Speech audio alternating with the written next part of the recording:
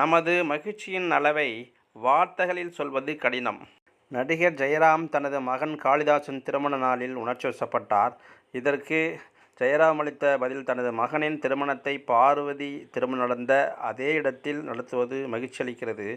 காளிதாஸ் திருமணத்திற்கு பிறகு ஊடகங்களுக்கு இவ்வாறு பதிலளித்தார்.